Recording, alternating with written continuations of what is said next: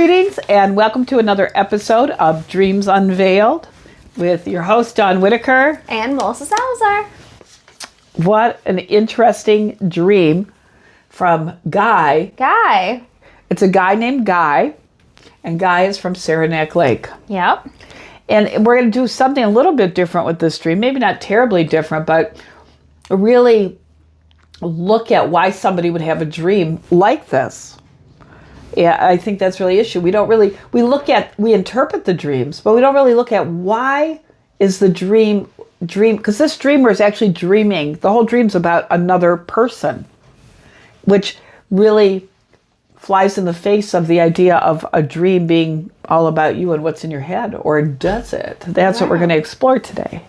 So we're going to tear this dream apart, and Melissa's going to share the dream. There was a kid we all knew growing up. He was kind of like the neighborhood kid. We'd see him at school all the time covered in cuts and bruises. At first, no one knew what was going on. We kept asking him questions, and we were really worried about him, trying to figure out who kept hurting him and why he looked so beat up all the time. Eventually, we found out he was being bullied by someone. He would always panic whenever this white truck showed up, like he was genuinely terrified of it. One day, a few of us decided to walk home with him because something just felt off. That's when we finally saw who it was. A guy, probably a relative, maybe an uncle, jumped out of the white truck carrying a huge dagger-like knife. He came charging after the kid, full force, trying to attack him. It wasn't just some threats or intimidation either. It looked like he was seriously trying to stab him. The whole thing was brutal and completely insane to witness. That day, the kid had 3 friends with him, and he kept insisting he'd be fine walking home alone because he wasn't, by himself. But we refused to leave him. But we refused to leave him. If we hadn't been there, who knows what could have happened. We never fully found out who and why the guy was after him, but it was obviously the kid has been dealing with this for a long time. Seeing it happen in person finally explained all the cuts and injuries we'd been noticing every day at school. This is really quite fascinating because basically he's dreaming about somebody else in the neighborhood where he was growing up. Tell me a little bit about him currently. Guy. Guy is a general manager to a fast food chain. And, he just got another store. And there's this guy at his work. Dude. There's this dude. I'm going to name this video Guys and Dudes. This dude at his work who, is like a younger dude. And he's just, kind of off. It's his, new store that he got, so he doesn't really know his employees very much. But obviously, more, he, sees this dude as, shy, kind of reserved, does well at his job, but, there's something off about him. And I don't know if, maybe there was, an incident or something. But, I remember, I don't know, it was the other night when he was, telling me. So I was I don't know. I remember maybe there being an incident or something. And that's kind of why he got this whole other place. Okay. Kind of cleaning house maybe. All right. So maybe upper management had some issues and moved him into taking over and managing this other location. Yes. Okay. When we dream about somebody else, we're really dreaming about ourselves. And there's no real way around that. This is tricky, though, because we have to figure out what is the capacity, right? Because he's literally dreaming about somebody from his childhood, his past. Mm-hmm. And he is superimposing that over this other individual at work, which really probably has very little to do with the person at work. What it more has to do with, this is a big transition for him. Mm-hmm. And what are his thoughts and feelings about the kid he grew up with so what you're saying is that, and let me get clear on this, is the kid that he dreamed about, was he somebody that was coming to school legit with bruises and stuff like that on a regular basis? I don't think so. Okay. I don't think so. So I think, like when you dream, he said that he was seeing it like third person. Okay. Like where he was in the dream, but like also he was one of the people like running and like making sure that he was okay and walking with him, up there. So like he said he was seeing it third person and that like he knew that person, it's just like the essence of him, I guess, maybe. So here's something fun. Let's talk about this. Most of our dreams, we are third person, right? Have you ever noticed what you were wearing in a dream or how you looked? Yeah. You can only do that if you're in third person, right? Just some people are more aware of that perspective when they're dreaming. Isn't that interesting? Yeah, I always ask people, like, if they tell me that they're dreaming of me, I'm like, what was I wearing? So what's interesting about this dream is that his mind is using this neighborhood kid that didn't really exist to represent whatever feelings he has. And these feelings are about him. I'm very convinced of that. Yeah. And maybe the unsettled employee that's a little off has him concerned about his position in leadership at that particular store. And maybe not his leadership qualities, but just how he's being received by the staff. So let's look at Guy's dream about Guy using a whole nother dude. I know. And I love, because usually when we're dreaming about, ourselves or thoughts and feelings stuff, it's about a house. The house. This isn't about that at all. Mm-mm. So I think we're going to go through it from that perspective. Yeah. That Guy, you're dreaming about Guy and not dude. Let's talk about this employee. Mm-hmm. And the employee seems to be off, is how it's described. Mm-hmm. I don't know if there's compliance issues with the employee. It seems like the employee does his job according to Guy, but it sounds like he's not receiving Guy as manager very well. And you presented some more information that you believe that Guy had went in there. She's the one who actually captured the stream. Yeah, it's my friend's dream.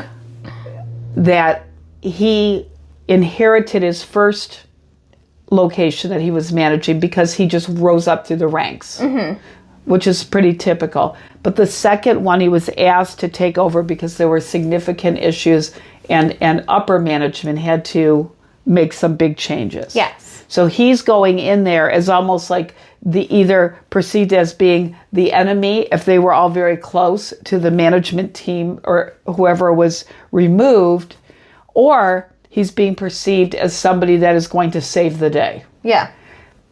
Based on the behavior, it sounds like he's more being perceived as, where he's almost taking the blame. You're coming in here and you made it so our friend or our leader, they were wrong, that kind of thing. That would be my read, but I could be wrong. And I want you to know, when you're doing this kind of thing, it's important to really look at all of those angles. They're all angles.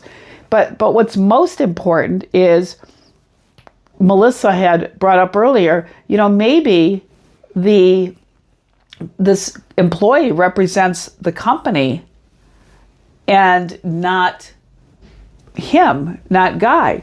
And I think that's a possibility. So we're going to actually look at both as we go through. Just keep both in mind. Yeah.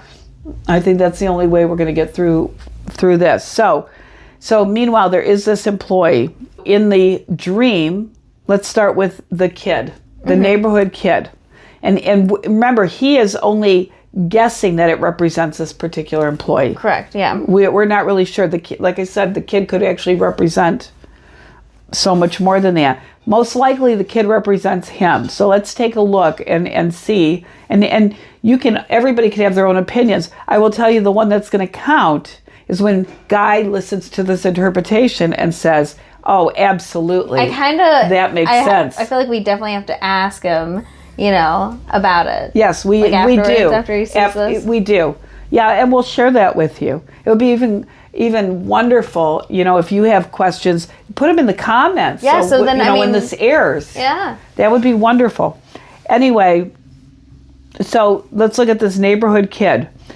Part of you. Absolutely part of you. No matter how we look at this, when we dream about other people, they can have dual purpose in the dream. They can represent a store and you, or a kid that you grew up with and you, or an employee and you. That part, makes sense. But this, what they're seeing is that this particular kid is coming to school with a lot of cuts and bruises, and you and the people around you in the neighborhood, which we're going to think, I'm sure the neighborhood is the store or or the location, really look at it like there's something not right here, and this kid needs help. Yeah. Everybody, this kid is being bullied. Oh, hold up. Oh, yeah. What if because I might have been like drunk while we were doing this, but what if the kid is like the man, maybe like the manager who's there now, and he's been dealing with like hard times, and like Aspen coming in could be like, how like, in like the dream he was coming and helping. Yeah, that's a good possibility. Yeah, I wonder, because like they're, I don't know. I guess I should ask more questions. So yes, on this thing with the, really getting the background information, you get to see now what happens when we don't have all that information. Yeah. So we're going to get some of that after the fact, and either the next video or whatever, we'll start out doing a follow-up to this one. So we really have it. But it's great because you get to see some of the process. Yeah. And this is the process. But really, Guy is the only person that can have that feedback. We can't. We're just reasoning based on our information, and that we've been doing this with dreams for quite a while. So I think that is it. Part of it may be, the part that represents him is the idea that he's under attack coming into a location brand new, and he is really feeling under attack, even though nobody is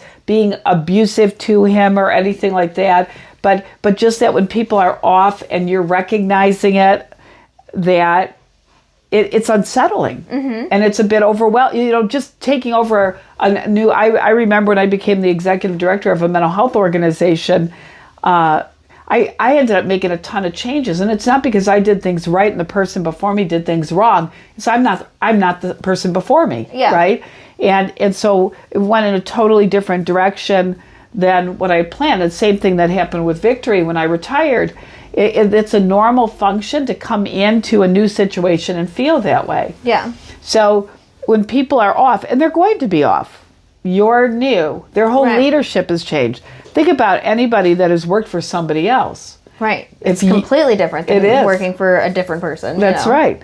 So we're assuming that this is about that. Here's a whole nother thing we can throw in this, right? Oh gosh. This may not have anything to do with the workplace at all. That would be hilarious. It really might have to do with maybe as he's growing in himself and managing all of these places and doing all the things that he's doing, that he is dealing with some old things in him that, your brain knows when it's ready to heal from things.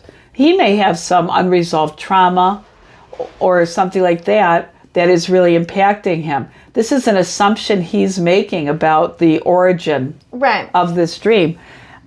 But it may be that because he's in this elevated position and his responsibility is growing, his brain's like, okay, you're ready to deal with this. Right. And so there may be some things unresolved in your past. They don't have to be significantly traumatic, but they're probably related to this new level of responsibility that you have. May it be some feelings of self-doubt that you've had, or difficulties in adjusting to new situations. Could be anything like that may be surfacing. Even though you're doing all the right things, doesn't mean you're always feeling the right things. So it could very well be that. So now we're there's many multiple many options here. But we're just going to keep going and look at all of them, all of the options, and see how that plays out. So I love the idea, first of all, and this is important. This actually shows some strong leadership, even though you are just part of the group. Guy was part of the group. Guy wasn't leading. Right. He was part of the group. But I take it as that group was being leadership, right? This group had collectively made a decision that they need we to need to find out what's going on with this kid. Something's wrong, and we need to check it, and we need to help him. Right. Which could also be the store. That the store needs help. The store's, has some cuts and bruises and that's why maybe they brought Guy in. I know. Yeah. But I mean, crazy that there could be so many different angles and But here's the thing. I think Guy's going to hear this. He's going to listen to this, and he's going to know. No, exactly. And then that's what and this is great. Maybe this was meant to work out. We actually pulled this dream in without much pre-work because the other one was not ready to go. We had to really check in some issues. So we thought it was a good idea to actually go through the process like this. Kind of like a little raw. I know, it is. Stuff. It is. So now let's talk about the uncle and the white truck, okay? Yeah. First of all, white as a color can represent purity and things like that. So the attacker is coming in a white truck. I just want to point that out. That's really interesting. Right. That's really interesting. And the attacker, in the dream, they're assuming the attacker is a relative. They actually are assuming that in the dream. Right. So, and usually in dreams, we don't assume a lot. Because in a dream, our subconscious presents it as if we know. So this kind of shows a little bit of confusion for the dreamer. That the dreamer is really uncertain of what he's gotten himself into. Yeah. Or what he had experienced previously that's now resurfacing. Right. There's some confusion on what's going on. There really is. Think about this. How often are we reading a dream where somebody actually just makes an assumption? You're right. Unless it's really reflecting confusion. Like we did the dream last week about the Shannon not being sure if she was flying home or flying to somewhere, but she wasn't assuming. But then the dream instinct kicked in and said, "No, you're flying home." Yeah. But this seems more like a legitimate assumption, like he really does not know and he left that unknown. So that really does reflect a bit of confusion and maybe being overwhelmed with things. With your journey, because the car came in, confused with your journey. Yes, absolutely. Makes sense. And you know what? You're coming into, if it is a store, which is the new thing in his life, so it very likely is, but that doesn't mean it has to be. But this is really about him. It may very well be that he is just, it's an overwhelming process. He's got this new responsibility that he's never had before in this new location with new people. Right. So people are probably coming in and out and, And he's got to reflect that he's confident, and he's got to maybe change the way they've done things because they haven't been doing things properly. That's a good possibility. And so he's maybe experiencing what it's like to be a bit of the bad guy or be perceived as coming against a known tradition, and being really nice, but it's not. People are like, "Oh, they're changing everything," and and I had some real haters when I've taken over organizations and ran them. Yeah, but that's and it would be the employees. Any change is hard for people. It is, really hard, but change is inevitable and it's good. We need to embrace change. When we can't embrace change, and honestly, it's easier to not embrace change as you get older and older. It gets harder to handle change. But change is very positive, and how you look at it and approach it really can be a big impact on your own mental health during a change time. Yeah. Life is change. You have to be prepared and expect change. So I think the attacker, and I want you to think, he has a big dagger, right, is how it was described. Yeah. So that phrase, shooting daggers, like when you're really upset with... right. I know. So they're probably watching him. So I think that, that he may have some unsettledness, even if the employees are being nice to them, that they're not sure about him, they haven't all found their groove, and maybe that they're dissenting and being judging. And guess what? They are. I can guarantee you that. When you're in that situation, they are. And you hold your head up high and you get through it. And that's just all there is. So back to the dream. Yes. We're talking more about the real life than the dream. So, but back to the dream. One of the coolest parts about this dream, and one of the most important things, because I think initially the neighborhood kid that's being bullied is him under the weight of this new responsibility. I think absolutely that is it. But the idea that he and the people around him, which could be corporate, which could be other employees, we're really not sure if this is the context that the dream is. And like I said, he should hear this and be able to figure that out pretty quickly. It may not have. It may have to do with his family or what have you, as a result of him taking this job and all the changes. That he needs to really be thoughtful about that. And then we might have some other insights. Yeah, I feel like after this, and he watches this, he's going to have more insight for us. Absolutely, yeah, I really do. Definitely a part 2, guys. Might be for sure a part 2 one. Yep, I think so. So think about it. They, no matter what, they're watching this attacker come after this kid. This kid's not really doing much to protect himself. Yeah. He's really not. He was okay. He's like, no, I'll be by myself. And they refused. And that could really reflect his guy's management style. No, you're going through something. We're all going through something. It could really be that. And I think that's a very important thing to project, especially coming in new. This could, however, be just a quirky person at work, and this is their style and how they do things, and there's nothing absolutely wrong with them. Yeah. But it's his perception because he's in the position he is new. Yeah. But in any case, it sounds like that flushing out that leadership style is saying, we're with you. We're going to stay with you in this. And that goes for any employee, that we're a team. We are going to work together. We're going to stay together that way. Because I liked how they stayed together. Yeah, absolutely. And they refused to leave him. Yes. He was okay being left, but they refused. So that really shows some important support and a need to facilitate that kind of supportive teamwork in the environment that he's in, which really shows some strong leadership qualities that are going to be very important. Finally, let's talk about the cuts and bruises. That's obviously it's a huge thing. A huge thing. Yeah, so what if a guy going into the business is seeing all the cuts and bruises of what was going on there? Like fryer growing out or, things like that in the business. And is connecting the dots, right? You know what? That could very well be. That could be.